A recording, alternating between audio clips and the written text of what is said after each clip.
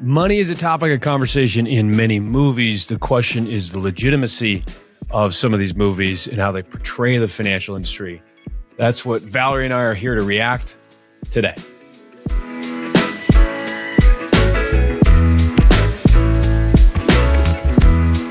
All right, Valerie.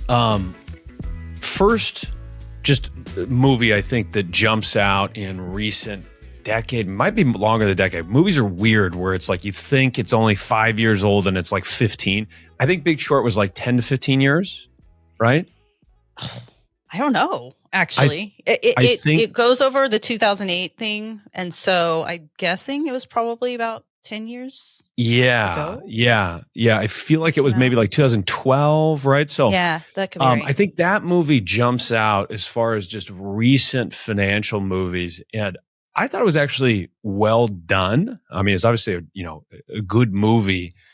The question, of course, is the legitimacy of things and the rarity of the findings and outcome in that movie.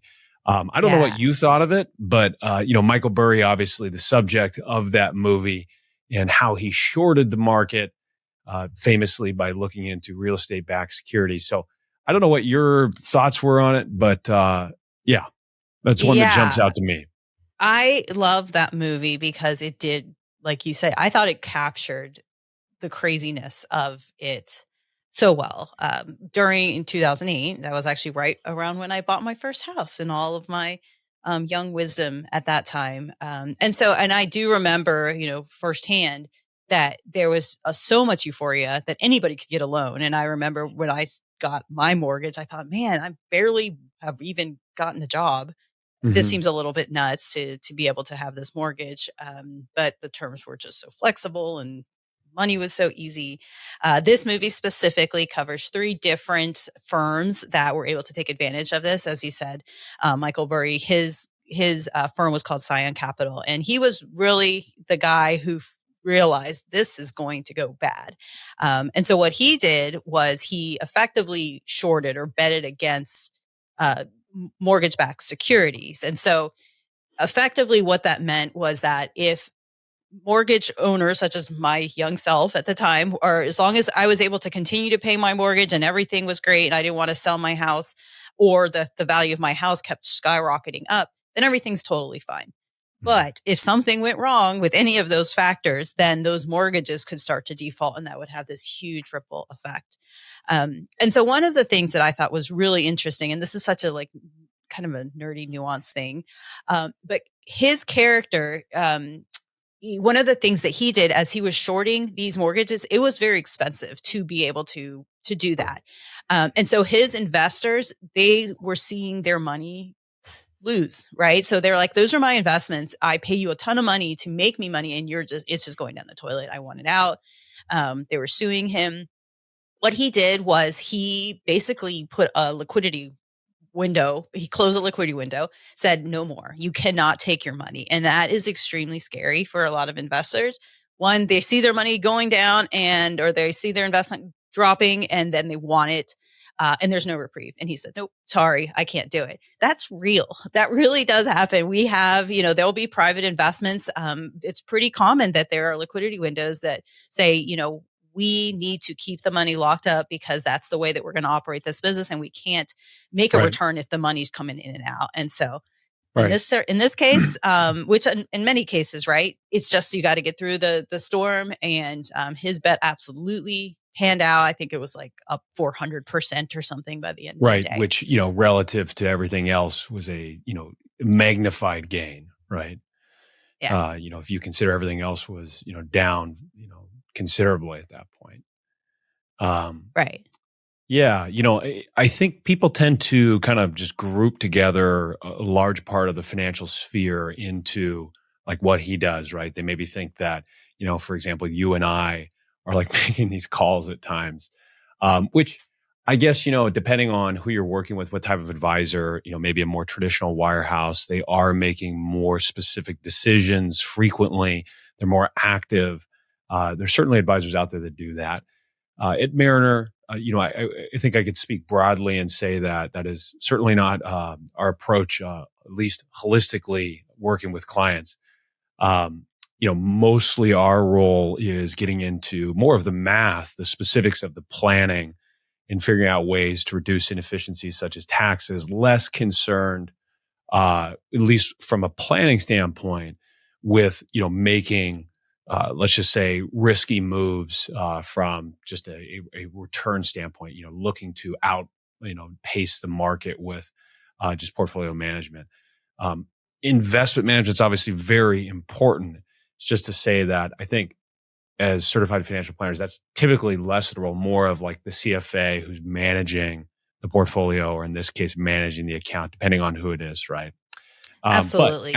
I think people Yeah. tend to kind of group us all together. I don't know if you get that sometimes, but I seem Yeah, to for sure. And I hear mean, that. some people, we definitely get that, some clients are looking to catch that shooting star, right? They're like, we want him Yeah. to invest but guess how much, they were losing huge amounts of money Well, too. if And you most look at people what can't Michael afford Burry it. has done since then, right? I think that Right. serves as a good representation, right? So like if you take a large bet like that, and you multiply, you do it several times, like there's going to be a point in time where you say it's going to rain, and eventually it just rains, right? Like Right. it's likely, it is likely that as we continue to spin around the sun, we will have at least one more day of rain. Certainly likely Mhm. here in the Seattle metro area.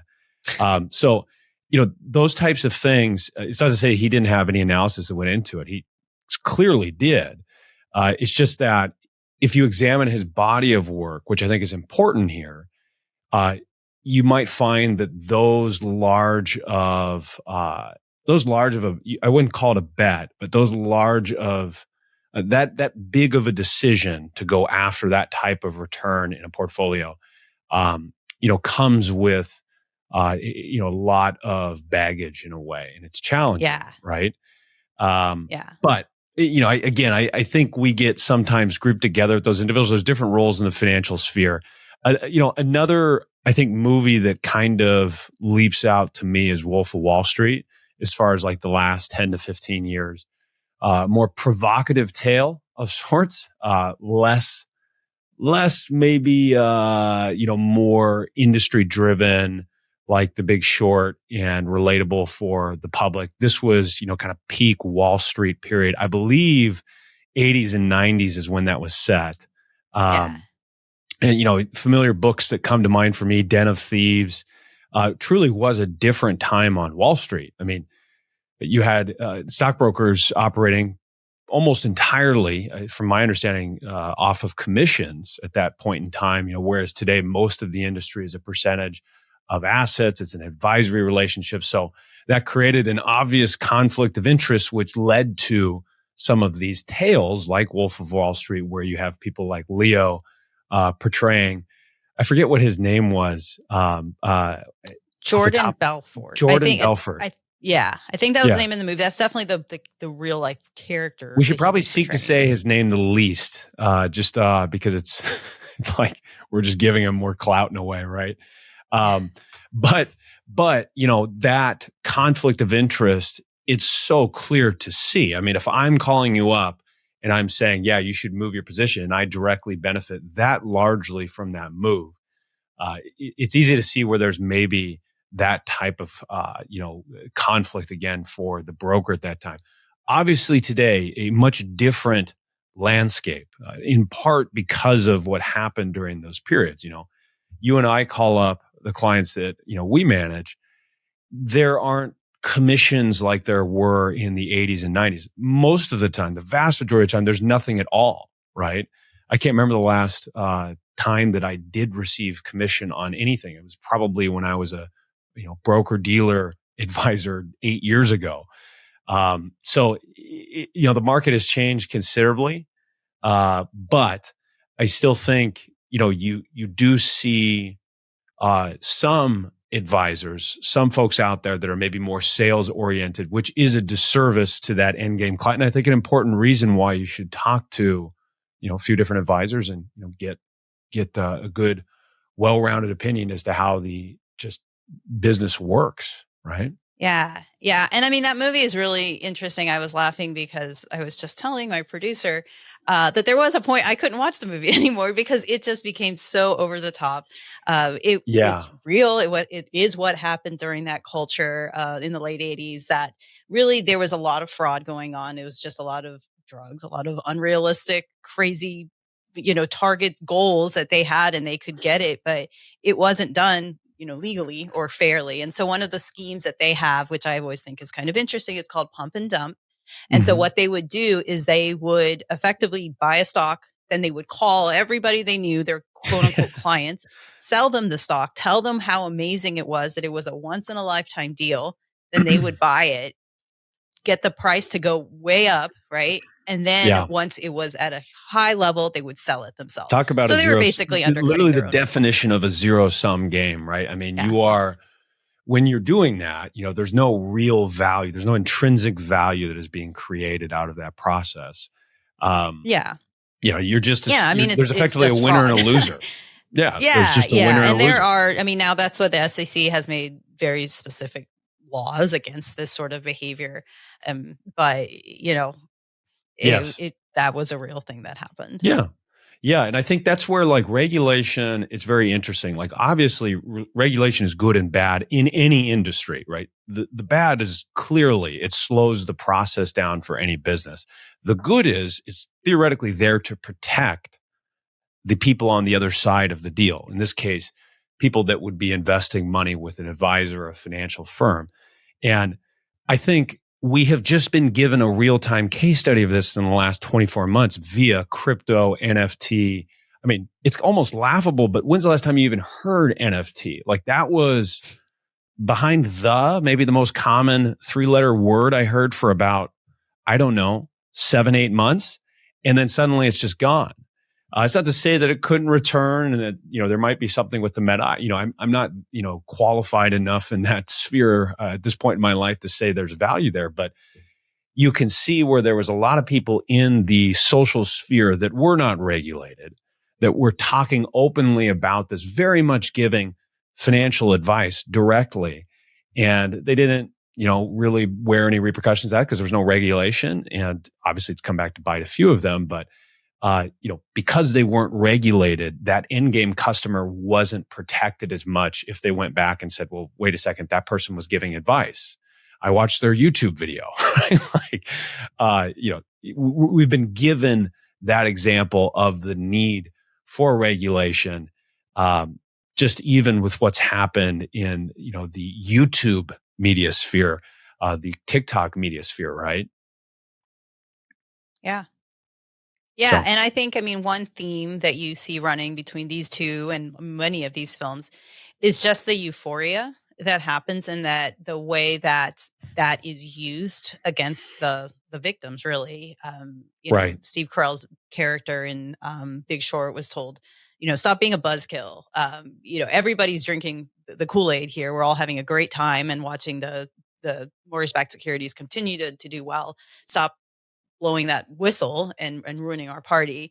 And then same thing with Wolf of Wall Street. They were calling him once in a lifetime deal. I hate when I hear that. I'm like, no, run the other way. And that occasionally does happen. It's usually a medical device or something like that. It's a once in a lifetime deal. Then no one's going to get past it. right. It's not. Yeah, there's always someone on the other side of that trade. That's what I think of that specific Steve Carell moment Yeah. in that movie. Thinking about the zero sum game nature of it. Right, there's somebody else on the other side of that trade. I don't know if you ever think of that, but when you buy stock, right? Sometimes it gets lost in the digital process, and you remember occasionally, at least I do. Gosh, there was someone out there that decided to essentially exchange this with me. Some human, whether it was with a corporation or it was just an individual investor. And I think that kind of brings back that realness of, okay, in some of these movies, obviously some bad things were happening. They're portraying this, and there's not really any intrinsic value that was created out of it. It was just people getting hurt on the other side. Another, a few pieces that pop up to me as far as just recent shows. You have Ozarks.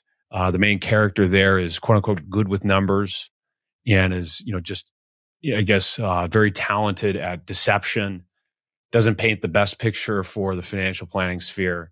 Um, Beyond that, I think Ballers, if you've ever seen that show. I actually haven't. No. Okay. I saw a few episodes.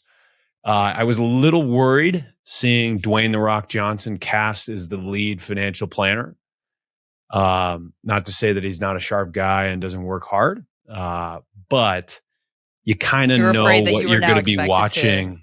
You kind of know what you're have going to be it. watching before you even turn it on, right? It's like Ballers, right? Financial planner, trying to get all these athlete clients. And, I think, if you actually just distill some of the advice that comes out of that show, obviously it's a show. And so they're trying to make it fun and exciting. But a lot of the advice that comes out of it is pretty relevant. Mostly it's just, generic, hey, don't spend too much money. Make sure to diversify. Things that are simple but not always easy to follow through on, certainly for young athletes that might be getting a major bag at 22 or 23, right? So I think, that show actually is probably less, from an advice standpoint, easy to criticize. Obviously, there's some, just showness to it, right? But it's maybe not as much bad advice at the end of it. At least the episodes I've seen. Other movies or shows that you can think of out there that float around, those are, kind of the big ones that I know we were thinking about beforehand. Yeah. I mean, I think the one that, I don't know, the Wall Street classic, Gordon Gekko's line of greed is good, is always kind of, it's funny to me because the philosophy is that the strong will survive, and you've got to lean into that. But only to so far, and the greed, it becomes overwhelming. And again, that's sort of like this theme. We always advise against investors. Nothing's just going to keep going up forever, and it's best to just sort of be boring and diversified, and have practices that make very poor movies because they're not that interesting. And so that's kind of the world. I don't think you or I will be getting any feature films. But again, kind of peak Wall Street. And, it's interesting how much the industry really has changed. At that point, it was very much like the best salespeople were the best stockbrokers. I mean, that's all it was in a way, right? That has, you just look at a company like Mariner, right? Where we have this model set up where we're not maybe actively prospecting. We truly are playing the role of an advisor. We're not trying to call, 50 to 100 times a day. We're working with clients more intimately. We have relationships to onboard those new clients, and bring them to us so that we can just advise. I mean, the world has very much developed in a way that hopefully over time, we have more people in alignment with helping that end game customer, in this case, to provide more intrinsic value. I think that's hopefully the case in the long run. But anytime you have new industries, new pieces of the financial world that pop up, there will undoubtedly be skepticism that should creep into your mind as far as how legitimate is this? Is there somebody there that's in my best interest, right? If you are listening on YouTube, Spotify, wherever you might be listening, make sure to subscribe for more industry insights from industry professionals here at Mariner Wealth Advisors. This is our last episode of the year. Thanks for joining us for the ride. We will be back next year to just keep talking about more cool finance stuff. So make sure to subscribe so you don't miss out on next year. Have a good one. Mariner Wealth Advisors, or MWA, is an SEC-registered investment advisor with its principal place of business in the state of Kansas. Registration of an investment advisor does not imply a certain level of skill or training. MWA is in compliance with the current notice filing requirements imposed upon registered investment advisors by those states in which MWA maintains clients. MWA may only transact business in those states in which it is notice filed or qualifies for an exemption or exclusion from notice filing requirements. Any subsequent direct communication by MWA with a prospective client shall be conducted by a representative that is either registered or qualifies for an exemption or exclusion from registration in the state where the prospective client resides. For additional information about MWA, including fees and services. Please contact MWA or refer to the Investment Advisor Public Disclosure website at www.advisorinfo.sec.gov. Please read the disclosure statement carefully before you invest or send money. The views expressed in this podcast is for educational purposes only and do not take into account any individual personal, financial, legal, or tax considerations. As such, the information contained herein is not intended to be personal, legal, investment, or tax advice. Nothing herein should be relied upon as such, and there is no guarantee that any claims made will come to pass. The opinions are based on information and sources of information deemed to be reliable, but Mariner Wealth Advisors does not warrant the accuracy of the information. Asset allocation diversification is a strategy designed to manage risk, but it cannot ensure a profit or protect against a loss in a declining market. Certified Financial Planner, trademark, CFP, registered trademark, and federally registered CFP with flame design marks, collectively the CFP registered marks, are professional certification marks granted in the United States by Certified Financial Planner Board of Standards, Inc., also CFP Board. The CFP, registered trademark, certification is a voluntary certification. No federal or state law or regulation requires financial planners to hold the CFP certification.